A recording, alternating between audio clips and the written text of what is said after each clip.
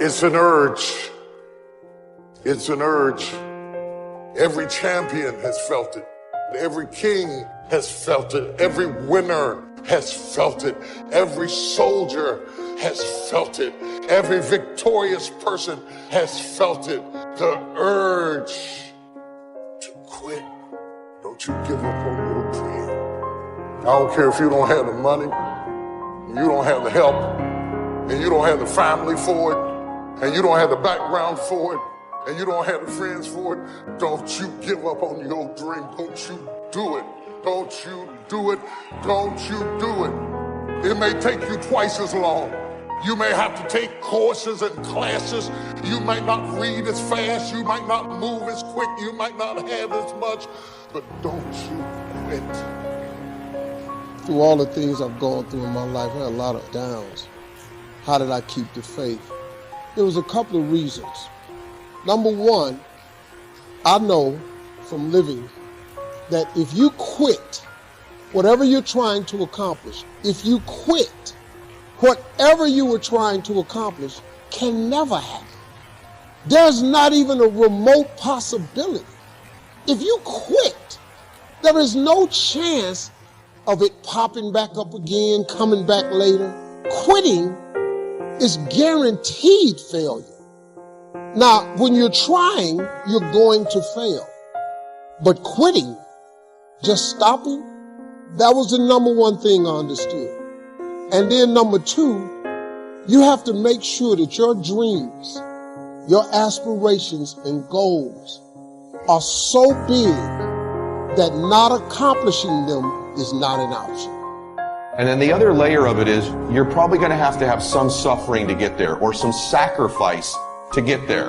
And so once you've embraced and decided that this suffering, this sacrifice you're making is an indicator of progress. It's an indicator of obsession. Suffering and sacrifice and hard work is an indication of progress towards our dreams. The lack of sacrifice, the lack of suffering in our lives, its removal, its non-existence also equates to a non-existence of a great life, a non-existence of a dream happening, a big one anyway. You have to want something so big that it wakes you up in the middle of the night. You have to want something so big that you think about it all the time. You have to want something so big that it drives you to wake up when you don't want to.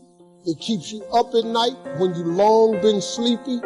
It makes you show up, do things you wouldn't normally do. It requires extra.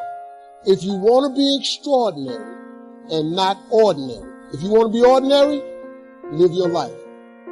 And so embrace the fact that you're going to have to sacrifice and suffer to some extent. Once you've embraced that it's going to happen, it's almost not that bad. It's kind of like those of you that are fit. You've sort of accepted that before you go to the gym and get there, you're going to have to suffer. And we go anyway. It becomes a habit. No one goes into a gym thinking, I'm not going to have to sacrifice or suffer. There'll be no discomfort or no pain. Yet in life, outside of that one area, most of us are worried about suffering. We're afraid of it. When we're suffering and sacrificing, we wonder whether it's worth it. We wonder whether we're supposed to. We wonder whether sacrifice or setbacks or suffering is a sign it's not our real dream. Don't we? See, at the gym, you'd never think, oh, I'm going through some pain and discomfort. This must be a sign I shouldn't be at the gym. You'd never think that. So while it's happening, there's no part of you that says, this isn't right.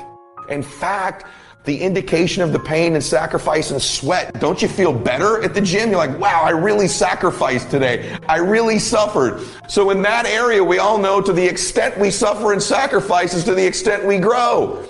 And your body is a metaphor for the rest of your life. But the rest of our life, every time we sweat, every time we sacrifice, every time we suffer, we don't do what we do at the gym. We start saying, well, wait a minute. Maybe I'm not supposed to be doing this. Maybe I'm not cut out. Maybe it's not my destiny. Maybe I just can't do it. It's the most unbelievable, ridiculous conclusion we draw, but it's what everybody does, which is another form of distraction, is doubt. Another form of distraction is just doubt, and doubt comes from the suffer. It comes from a loss. It comes from fear. It comes from the sacrifice. And so just remember this. You're supposed to suffer and sacrifice. So let me ask you a question. What are you willing to risk in order to make your dream come true? Nothing ventured, nothing gained. You're going to take a risk. Maybe it's financial. Maybe it's a risk of time. Maybe it's a risk at your job. Maybe it's a risk of looking bad. Maybe it's a risk of failing, of falling on your face, of going broke, of going through pain, of going through anxiety. What are you willing to risk in order to win? The price you will pay for not making your dream come true is far greater than the one that you will pay to make it come true. You'll pay that one the rest of your life. And so ask yourself what you're willing to risk. What's the price you're willing to pay? Never give up until, however long that is, step by step, piece by piece, book by book, go for it. Don't miss the chance to grow, and resolve that you'll pay the price until you learn, change, grow, become. Then you'll discover some of life's best treasures when you pay that price. Because what most people do when they're trying to chase their dream or their big outcome, the whole time they're negotiating the price in their head. Should I continue to do it? Is it worth it? I don't know if I can continue anymore. It's getting higher, and that price is failure. That price is setback. That price is looking back. That price can be financial, literally a physical price. And what happens is, if you don't negotiate that price in advance, it's going to steal your focus and energy and become another distraction. One of the great distractions of chasing our dreams is this thing that goes off in our head as we're negotiating the price we're paying. Is it getting too high? Is it too much? And you'll have people in your ear, it's too big a sacrifice. You're going through too much. And you begin to negotiate it in your mind. It distracts all your focus. You can't be executing and negotiating simultaneously. If you're in your head negotiating and negotiating and negotiating, you can't execute. So negotiate it now.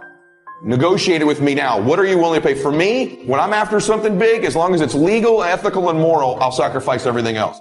But I will not sacrifice anything legal, anything unethical, or anything immoral. But beyond that, I'm going to get it. And I know that negotiation comes up front. I accept the suffering. I accept the sacrifice. I know the sacrifice is far smaller than the one I'll pay if I don't do it. And I eliminate distractions, and I go freaking get what I want in my life, just like you can. And this needs to be your recipe as well.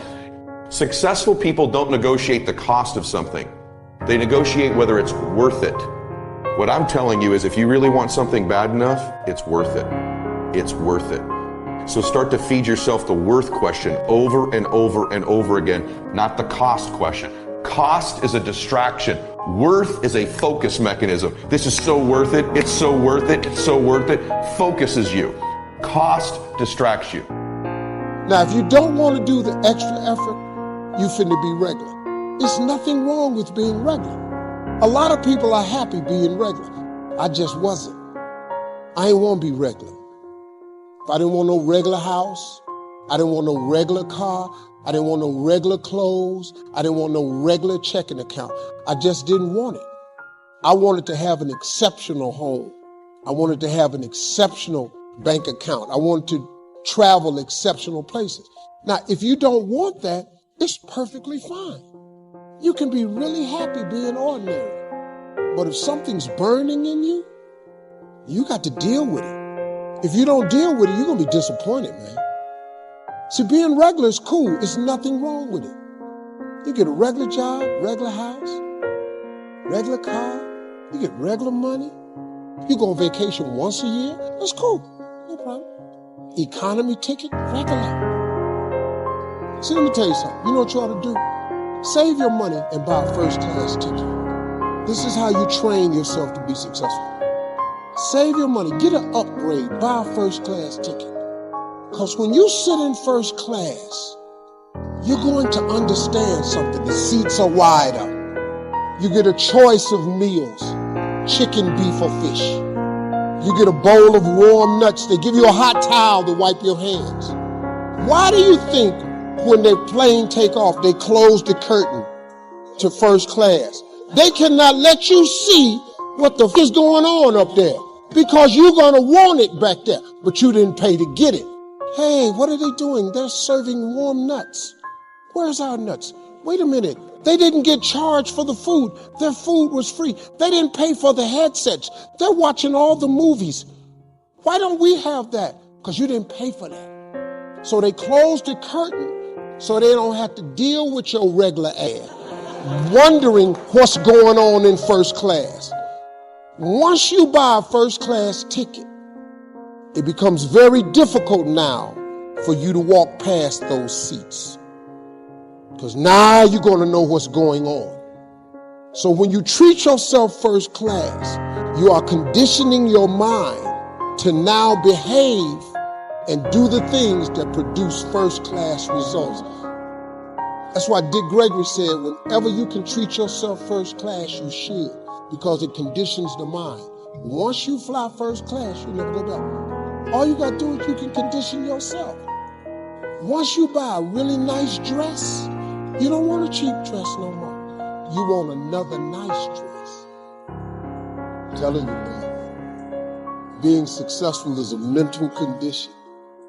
You can all mentally condition yourself to being successful. All you got is your mind. You're in control of it.